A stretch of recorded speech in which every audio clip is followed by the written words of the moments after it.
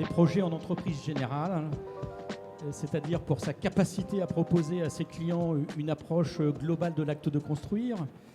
Donc notre vocation, c'est de livrer des ouvrages clés en main, dans un délai convenu et dans un coût sur lequel nous sommes engagés contractuellement et pour lequel nous sommes garants. Mais la vocation aussi des entreprises générales, c'est d'accompagner les clients dans les enjeux de transformation durable, c'est aussi de favoriser l'innovation. Et c'est la raison pour laquelle, aujourd'hui, on souhaite témoigner autour des enjeux de décarbonation. Alors, EGF est le syndicat qui réunit l'ensemble des entreprises générales de France. Sur les Hauts-de-France, c'est 4000 salariés. C'est 1,3 milliard de chiffre d'affaires et ça représente à peu près 10% de l'activité de la construction sur les Hauts-de-France. C'est l'occasion pour moi de rappeler les adhérents d'EGF BTP en Picardie. Et donc, c'est l'occasion pour moi de citer Eiffage Construction, Sogea Picardie. Je vais prendre mes notes pour ne pas en oublier, ce serait extrêmement maladroit. Ramerie Bâtiment, de Mathieu Hébard, Spi Batignolles, Nord France qui représente le groupe Faya, les équipes de Léon Gross, et puis naturellement les équipes de Bouygues Construction avec Bouygues Bâtiment Grand Ouest que je représente, et j'ai oublié les entreprises Legendre. Voilà pour le contexte d'EGF. Voilà. Merci beaucoup de nous avoir rappelé ça. Continuons dans un contexte. Est-ce que vous pouvez nous faire un petit état des lieux justement du marché en fait, de la décarbonation et finalement en quoi c'est un levier pour la construction? Alors je pense qu'il faut rappeler que le BTP aujourd'hui c'est 44% de la consommation d'énergie et 25% des émissions de CO2. L'objectif en Europe, c'est d'atteindre la neutralité carbone en 2050.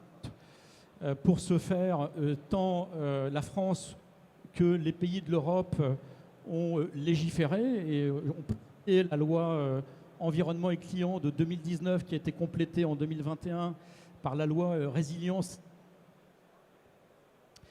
Et on observe effectivement deux enjeux principaux autour de la décarbonation. On voit bien que c'est un sujet de préoccupation de nos concitoyens. Donc c'est un sujet qui est repris par forcément les élus locaux qui représentent ces citoyens. Et donc les collectivités locales sont extrêmement actives aujourd'hui à ce qu'on leur réalise sur leur territoire des bâtiments plus sobres et des bâtiments moins impactants sur le carbone. Et puis vous avez les exigences réglementaires. Depuis maintenant 5 ans, nous sommes soumis à la réglementation environnementale et énergétique 2020. Cette réglementation, elle a comme vocation à produire des bâtiments à source d'énergie, on va dire, d'hydrocarbures. Excusez-moi, on a un petit souci micro, je vais me permettre de vous demander de changer. Voilà. J'espère que ça va aller mieux avec celui-ci. Donc je rappelais qu'effectivement, l'objectif de cette nouvelle réglementation, c'est d'avoir des bâtiments avec une énergie qui s'éloigne de l'énergie carbonée, donc hors hydrocarbures. C'est d'améliorer le confort d'été pour nos locataires, mais c'est surtout d'avoir des impacts carbone beaucoup plus limités. Et cette réglementation, elle a différents seuils, et ces seuils vont augmenter les exigences au niveau du carbone. C'est la raison pour laquelle les entreprises générales, avec leurs partenaires, les maîtrises d'œuvre, les ingénieries, les fournisseurs, les sous-traitants, ont une obligation d'apporter des réponses aux clients adaptées aux enjeux de la décarbonation et se préparer à des seuils qui vont être beaucoup plus exigeants dans les années à venir et qui vont nous amener à construire différemment, à proposer des offres qui sortent totalement du cadre de ce qu'on avait l'habitude de faire il y a encore quelques années. Voilà. Merci beaucoup pour cette introduction. Je propose que l'on interpelle nos deux architectes. Guillaume Casier, je le disais en introduction, vous êtes architecte au sein de En Acte Architecture. Olivier Joly, vous êtes au sein de Archétude également. Vous êtes tous deux, comme je le disais, architectes. Petite question à l'un comme à l'autre. Je propose que l'un d'entre vous commence et on passera la parole à Monsieur Joly après. Comment intégrez-vous la décarbonation dans les projets que vous accompagnez? On vient d'entendre Monsieur Lheureux nous dire qu'effectivement c'était un levier, qu'il y avait une réflexion à avoir là-dedans, que ce soit en termes de schéma de construction, mais également de matériaux. On l'a vu dans d'autres tables juste avant. Comment finalement, vous, en tant qu'architecte, vous intégrez ça, dans cette dimension-là, dans vos projets? Bonjour à tous. Pour répondre à votre question, nous, on a dans l'esprit, dans les concepteurs réalisateurs dans lesquels on intervient, donc on bosse main dans la main avec l'entreprise et l'ensemble des équipes d'ingénierie pour trouver des solutions qui soient les plus adéquates. Et pour ce faire, donc, il y a vraiment un travail collaboratif qui se met en place. Et on cherche ensemble les objectifs de décarbonation dans le projet. Il y a une démarche aussi globale qui nous aide beaucoup aujourd'hui, c'est la démarche de la maquette 3D, en travaillant notamment en BIM. C'est un point qui est assez facilitant parce que ça nous permet de pouvoir tous intervenir sur le même support et de façon assez interactive. On va aussi chercher l'optimisation avec les entreprises de la structure et de l'optimisation notamment de la construction au global, de telle façon à ce que ce soit le plus efficient possible et qu'on puisse notamment jouer sur ces deux leviers qui sont généralement peu vus, mais qui permettent de créer des économies substantielles sur tout ce qui est lié au carbone. On privilégiera aussi avec les entreprises des solutions hybrides, telles que le bois-béton, qui sont des points essentiels. Et puis le choix des matériaux. Aujourd'hui, on entend tous parler du béton bas carbone, qui est vraiment une première solution qui est plutôt intéressante. On va aussi retrouver bien sûr le bois qui est prédominant dès lors qu'on aborde ces sujets-là. Et ensuite les matériaux biosourcés tels que le chanvre, la paille et le lin. On reviendra justement après sur cette notion de matériaux et comment finalement vous argumentez auprès des constructeurs ou des porteurs de projets. Juste même question pour vous, Monsieur Joly, comment finalement en tant que... Vous pouvez garder le micro, effectivement, on en a plusieurs. Comment en tant qu'architecte, vous intégrez cette réflexion de la décarbonation dans les projets que vous menez ? Alors, ça va se recouper un petit peu sur ce que vient de dire Guillaume. Nous, le premier réflexe, c'est de se dire que le meilleur ouvrage, ou l'ouvrage le plus décarboné, c'est celui qu'on ne construit pas. Donc, on va chercher à ne pas construire ou à construire le moins possible. Et ça commence par une analyse critique du programme, du maître d'ouvrage. On essaie de comprendre son attente, de la simplifier, de la hiérarchiser et de trouver les leviers qui vont nous permettre d'optimiser la construction dès la demande. Ensuite, on va travailler sur une architecture de type bioclimatique. Alors, c'est un grand mot, mais tout simplement, c'est du bon sens. C'est, tu l'as dit Guillaume, optimiser les aménagements, optimiser l'impact, faire avec l'existant, bien étudier le site, bien étudier l'environnement, savoir où est-ce qu'on l'on construit pour avoir des bâtiments qui ont une forme, une simplicité, qui vont être optimales dès le départ. Et ensuite, simplement après, on va optimiser la structure, on va optimiser les fluides, on va optimiser les gaines, et simplement après, je dirais, on va travailler sur les matériaux et trouver des techniques, finalement, des techniques simples, de la technologie simple. On reviendra justement sur cette technique juste après. Je voudrais vous interroger, vous commenciez déjà à aborder en fait la notion de matériaux. Concrètement, vous intervenez sur des projets, Monsieur Casier, qui finalement sont portés par des collectivités. Comment finalement pour ces projets-là, pour qui le budget est un aspect important et parfois une contrainte, comment finalement vous arrivez à faire de la décarbonation, en tout cas notamment au travers des matériaux que vous avez cités tout à l'heure, comment vous en faites un levier, quelque chose qui soit plutôt facilitant et pas une contrainte supplémentaire pour ces collectivités ? Alors tout d'abord, ça se règle effectivement dans le cadre de la conception. Comme le disait Olivier à l'instant, on est sur déjà une première approche qui doit s'apparenter à une rationalité de la conception qui fait que derrière, ça nous permettra d'aller chercher effectivement les bons produits, les bons matériaux pour construire et décarboner. Par rapport à ça, donc, il faut aussi mettre en avant un coût global de bâti, parce qu'aujourd'hui c'est assez peu présenté de cette façon-ci. On regarde beaucoup le coût du bâtiment à sa réalisation, mais derrière il y a forcément tout le fonctionnement global du bâti qui vient en ligne de compte et qui est hyper impactant pendant toute sa durée. Et on va pousser aussi naturellement vers la réversibilité, notamment des bâtiments, de telle façon à ce que sa vie ne s'arrête pas après 30 ans, mais qu'il puisse retrouver un second souffle sans avoir à être déconstruit. Donc ça, c'est vraiment des grandes thématiques qu'on va retrouver. Pour parler de projets un petit peu concrets, on a eu l'occasion notamment de livrer avec Pierre-Antoine une belle opération sur Amiens, qui est le projet Rive et Nature porté par l'AMSOM, qui était une opération d'ampleur qui s'est développée sur une friche industrielle qui est la friche Chrétien. Et donc cette friche, initialement, était un site pollué. Il y avait d'ailleurs une décharge juste à côté. Et il a fallu retrouver on va dire un projet d'ensemble dans lequel il a fallu qu'on travaille sur de la densité. Et on a vraiment mis en avant la densité de la construction en périphérie de l'îlot, de telle façon à pouvoir libérer les espaces centraux et pouvoir leur donner un maximum de végétal. L'idée étant vraiment de renaturer la ville, de telle façon à ce qu'elle devienne beaucoup plus mieux appréhendée par l'ensemble des usagers et que ce soit des espaces aussi de rencontre. Donc dans cette conception, ce qui nous a permis de faire une opération très, très optimisée aussi économiquement, ça a été cette densité qui nous a donné donc, la possibilité d'isoler de façon assez importante l'ensemble du bâti et de travailler notamment sur des systèmes mixtes, donc béton-bois, et notamment au niveau des attiques où on a pu travailler intégralement en ossature bois et en bardage bois. L'idée étant de pouvoir travailler sur des ouvrages qui vont être pérennes dans le temps et qui traverseront donc les années. Il y a aussi un vrai plus qui a été apporté aussi vers la biodiversité, parce que c'est aussi un point extrêmement essentiel quand on construit.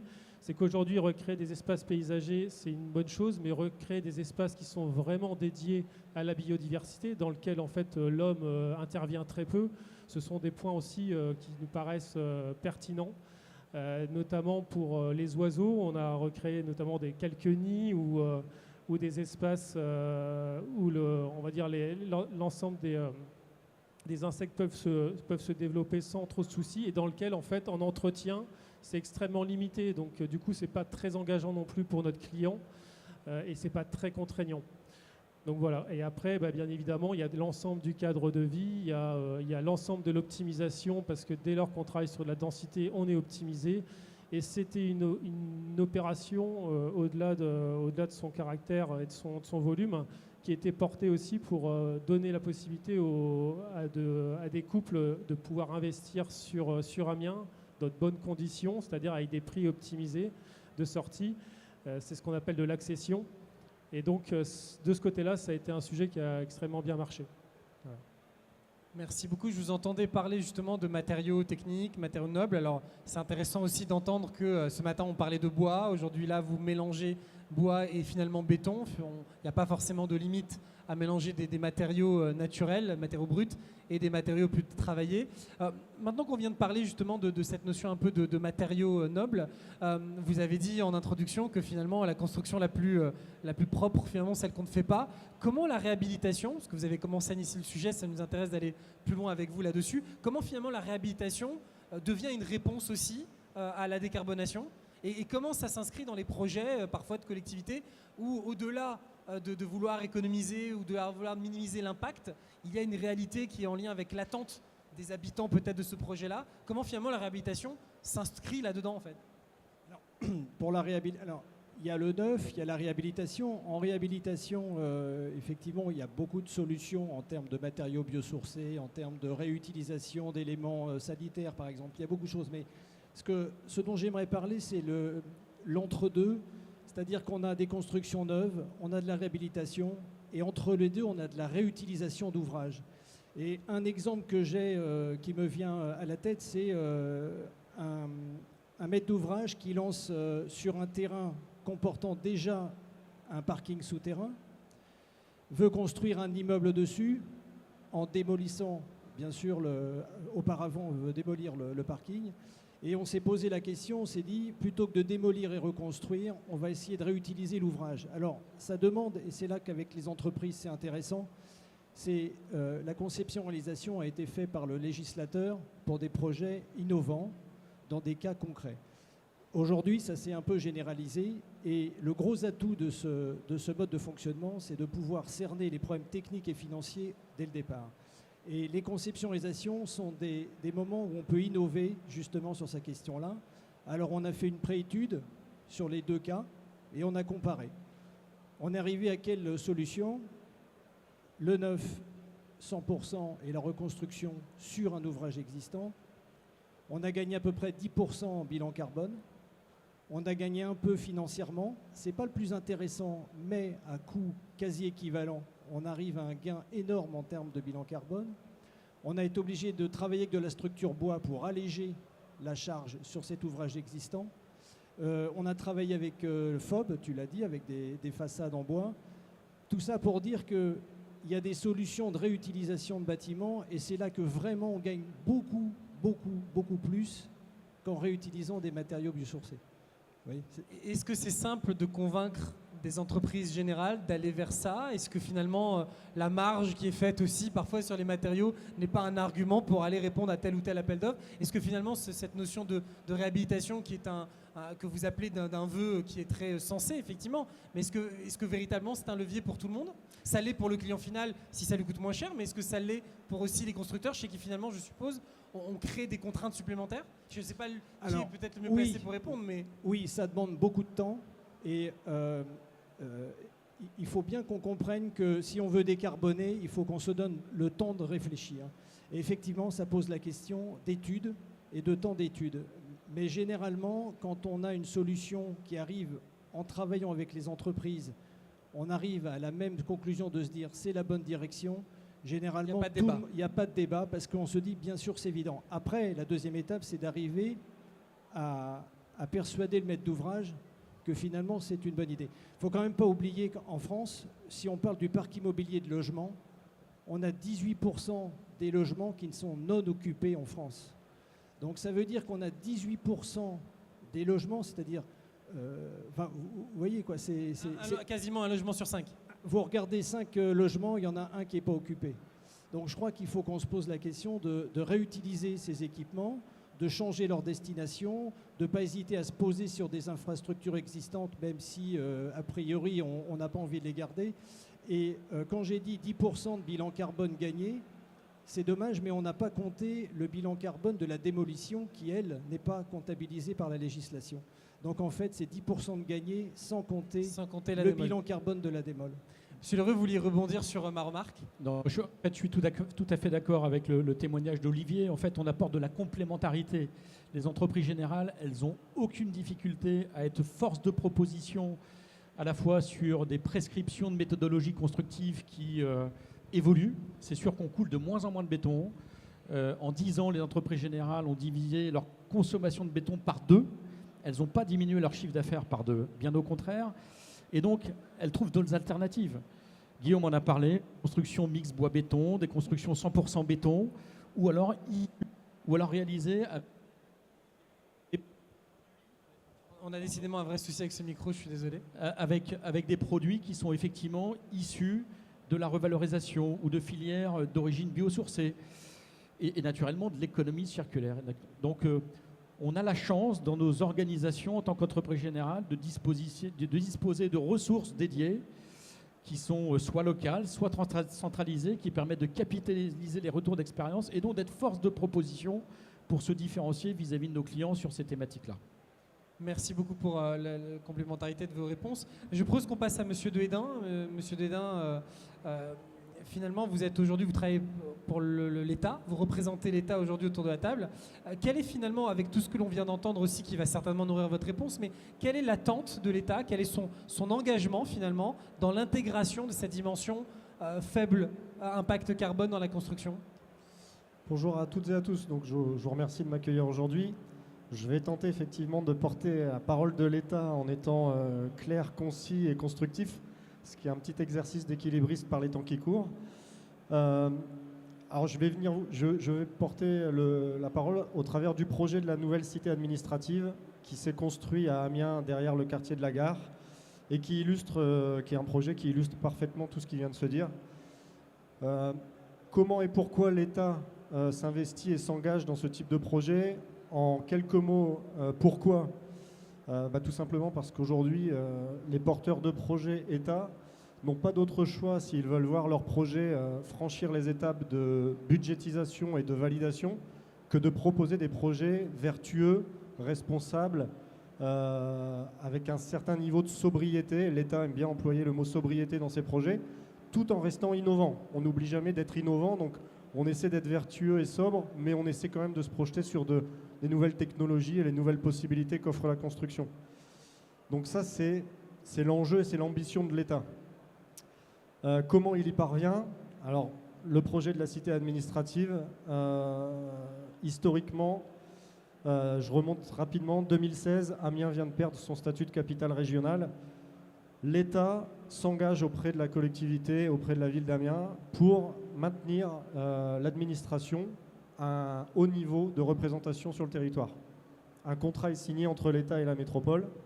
Il se trouve que dans le même temps, on a de la chance, le ministère de l'écologie décide de positionner 1 milliard d'euros sur la table à vocation à la rénovation des cités administratives. Une équipe projet se monte État avec pour vocation de fabriquer un projet de cité sur Amiens. Le vecteur, très rapidement, s'est posé la question vecteur juridique, vecteur contractuel. Est-ce qu'on passe par une loi de maîtrise d'ouvrage traditionnelle, un marché de maîtrise d'œuvre, des marchés à lotis travaux, ou par une formule conception-réalisation un peu plus englobante, donc en lien avec les entreprises générales? Aujourd'hui, pour faire court, la solution qui a le meilleur levier pour agir sur la performance économique, la performance énergétique, la performance bâtimentaire, c'est le marché global. Donc on s'est tourné très rapidement vers un marché public global de performance, qui est grosso modo les marchés de conception-réalisation qu'on connaît, auxquels on a greffé un volet performantiel supplémentaire. Et on se retrouve, donc dans ce milliard d'euros, Amiens a eu la chance de présenter, de récupérer un projet de l'ordre de 75 millions d'euros en enveloppe globale, auquel j'ai eu la chance de participer en chef de projet. Le support trouvé, le MPGP, derrière, en fait, on a ouvert la porte aux entreprises candidates pour venir nous offrir le mode de construction le plus vertueux, en leur disant, voilà, on veut être vertueux économiquement, c'est le nerf de la guerre, on veut être vertueux énergétiquement, décarbonation, mais pas que, performance énergétique dans sa globalité, et performance immobilière. Alors on était en avance de phase par rapport à la nouvelle circulaire densification des espaces de travail qui est sortie en 2023, mais la cité avait quand même déjà anticipé l'aménagement des nouveaux espaces de travail dans le but de rationaliser les mètres carrés au profit des agents utilisateurs. Et donc on part, voilà, c'est la clé de base. On se retrouve à récupérer des candidatures. Et c'est Bouygues Bâtiment Grand Ouest qui nous propose, par le biais du MPGP, donc dans un volet conception, réalisation, exploitation, maintenance, un projet dans lequel on a su trouver tout ce qu'on attendait en termes de sobriété, de performance et d'innovation. À toutes les phases. Conception, alors je vais le citer parce qu'on le remercie pour le travail qu'il a fait dans le groupement. Le cabinet d'architecture Artbuild, M. Steven Ware, qui était architecte en chef du projet, biologiste de formation, ce qui est tombé dans nos oreilles au moment de la présentation de son projet en phase concours. Il nous a présenté un projet vivant, c'est-à-dire qu'il est parti du principe que le bâtiment qu'il allait nous concevoir allait être vivant. Donc en termes d'écologie, ça nous a parlé, on a tendu l'oreille, et effectivement, on le confirme aujourd'hui en exploitation, c'est un bâtiment qui est vivant. Ça s'est traduit en phase travaux par l'utilisation de matériaux, donc on l'a dit, matériaux biosourcés, matériaux éco-responsables. Donc on a du béton bas carbone, si je ne dis pas de bêtises, de l'ordre de 80% du béton coulé sur le projet était du béton bas carbone. On a l'intégration massive de bois. Alors on a fait le choix d'avoir des bâtiments avec des noyaux centraux béton pour tout ce qui est cage d'escalier, cage d'ascenseur et locaux techniques. Mais toutes les périphéries et espaces de travail sont exclusivement sur des planchers porteurs bois que l'on a décidé de laisser apparent en plafond des bureaux pour avoir une ambiance de travail chaleureuse. Donc le bois, il est vertueux écologiquement et en plus, il adhère aux nouveaux espaces de travail que l'on souhaite chaleureux et performants pour les usagers. Donc j'en passe, il y a la tuile émaillée qui recouvre l'intégralité du site, les filières d'approvisionnement courtes pour essayer de réduire l'empreinte carbone sur les approvisionnements, donc la tuile émaillée et picarde. Le béton, on a fait appel aux centrales à béton à proximité. La centrale la plus proche devait être à 800 mètres à vol d'oiseau du projet. On a eu l'idée saugrenue d'essayer d'obtenir la labellisation Passive House et on l'a obtenue au travers des efforts du constructeur et du concepteur. Donc voilà, je dois en oublier, mais au niveau, les peintures sont faites à base d'algues. Donc voilà, le projet tel qu'il nous avait été présenté a coché très rapidement beaucoup des cases que l'on attendait et a permis à l'État de s'engager dans un projet vertueux. L'avantage, c'est qu'aujourd'hui, je vous parle de ce projet, il est terminé. Donc vous avez du recul. On a du recul et on peut confirmer que toutes les cibles qu'on a voulu atteindre ont été à 99,9% atteintes, moyennant la mise en service. J'ai parlé de la conception et des travaux. La phase d'exploitation, on a bénéficié aussi des ressources locales. Amiens Métropole met à disposition un réseau de chaleur urbain sur lequel on s'est greffé, qui fonctionne très bien. Un réseau de froid urbain sur lequel on est précurseur, puisque la ville le développe depuis peu et on est son premier client d'envergure à se connecter dessus. Donc voilà, aujourd'hui, l'État est propriétaire d'un des plus beaux bâtiments administratifs qui soit sur le territoire samarien. Et le retour des usagers est très apprécié. Alors c'était justement ma question suivante, mais merci d'aller dessus. C'est ce que je me posais comme question depuis le début. On a évoqué l'impact, on a évoqué le recul que vous avez sur la construction. Comment finalement les usagers vivent ce bâtiment-là? Vous dites que vous avez un retour positif? Oui. Alors, ce projet s'est accompagné auprès des usagers de ce qu'on appelle la conduite du changement. Pour information, on a rapatrié 14 sites, 14 services administratifs qui étaient éparpillés sur le territoire amiénois dans un seul et unique site. En termes de performance immobilière, on est passé de 25 000 m² éparpillés à 19 000 m² de surface planchée que représente la cité. Oui, donc avec une économie en fait de surface d'occupation. Donc voilà, un levier qui a aussi sonné aux oreilles de nos financeurs. Donc rationalisation des espaces de travail. Et on a accompagné les agents avec une mission de conduite du changement, s'acclimater à de nouvelles façons de travailler. Pour certains, s'approprier le fait de travailler en centre-ville, ce qui pour beaucoup est une aubaine et pour certains une complication logistique. Ouais. Voilà. Mais on les rapproche. Surtout pour ceux qui connaissent Amiens et la complexité du matin et du soir. Oui, alors là, ce que je vais dire, c'est purement politique, mais on essaie de promouvoir tous les moyens mis à notre disposition, les bus à haut niveau de service de la métropole, la proximité de la gare, tous les moyens de circulation à forte connotation environnementale. Donc on a essayé de promouvoir ces modes de déplacement avec ce projet de cité. Donc les 14 services, donc c'est à peu près 1000 agents la cité administrative que l'on a regroupés au centre-ville. Aujourd'hui, au travers de discours, comme je le fais aujourd'hui, qu'on a essayé de porter à leurs oreilles pour les convaincre de la pertinence et de l'ambition de les regrouper sur ce site, on continue d'avoir ce discours et globalement on a quand même un retour massivement satisfaisant. Écoutez, transition impeccable, merci beaucoup pour ce témoignage. Transition impeccable, on parlait de porter la bonne parole. J'avais une question pour Monsieur L'Heureux. Finalement, on vient d'entendre différents acteurs nous dire voilà, c'est vertueux, il y a un intérêt à le faire, il y a une logique, ça va prendre du temps, mais il y a une logique de le faire. Comment finalement vous le faites en tant que président d'EGF Picardie pour évangéliser, porter cette bonne parole, si je peux reprendre les mots de Monsieur Dehédin, et convaincre finalement un ensemble d'acteurs que la décarbonation dans la construction, c'est un levier, c'est un enjeu? Alors déjà, on a la chance sur ce territoire d'avoir un certain nombre de donneurs d'ordre et de maîtres d'ouvrage qui sont déjà convaincus du sujet et donc qui sollicitent les adhérents de GFBTP à travers la conception-réalisation, les marchés globaux sectoriels, les marchés globaux de performance ou les contrats de performance énergétique. Et c'est là assurément que les adhérents de GF apportent une différenciation, une valeur ajoutée avec leurs différents partenaires. Bon. La décarbonation, comme je l'évoquais tout à l'heure, moi je suis assez convaincu que c'est une opportunité, c'est une relais de croissance parce que ces entreprises elles ont une forte capacité de s'adapter, de se remettre en cause, de transformer, de former leurs collaborateurs. C'est sûr qu'avant on avait la plupart de nos compagnons dont le métier était de réaliser du gros œuvre. Aujourd'hui, partout chez les salariés des entreprises d'EGF, ces compagnons développent de la polyvalence, savent de plus en plus poser du bois, des revêtements de façade, s'adaptent justement aux enjeux réglementaires, aux enjeux de carbonation. Donc, moi je pense que c'est une belle opportunité pour s'adapter à l'évolution du marché, de plus en plus orienté vers les enjeux de performance thermique. Les enjeux de décarbonation, on en a parlé, donc on construit aujourd'hui différemment. On parle beaucoup avec nos clients de construire autrement. On a moins en béton, on recourt de plus en plus à la préfabrication, à l'industrialisation. On réfléchit aussi à l'optimisation des flux. Donc on a aussi la possibilité d'organiser, d'optimiser les filières de logistique. On a aussi une forte responsabilité pour optimiser les déchets sur nos chantiers. Donc je pense qu'aujourd'hui, on est prêt à affronter les enjeux réglementaires. Alors je ne vais pas parler de contraintes, parce que c'est un devoir de citoyen et c'est le sens des choses que d'être sobre et être économe sur les ressources de la planète.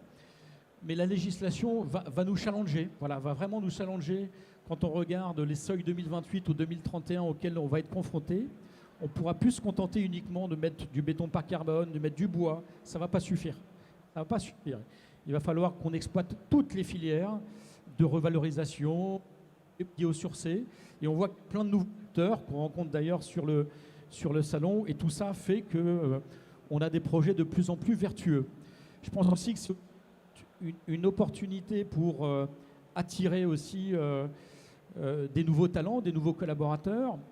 Le BTP n'a pas toujours une belle image en termes d'impact carbone, de production de déchets.